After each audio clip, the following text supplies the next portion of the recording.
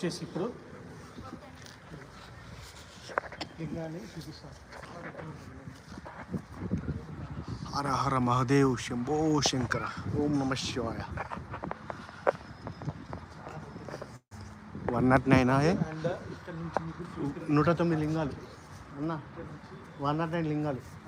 109 లింగాలు. ఓకే, ఇక్కడ ఉన్న రాజు 109 లింగాలు. హర హర మహాదేవ్ శంభో శంకర. సో ఇక్కడ లాస్ట్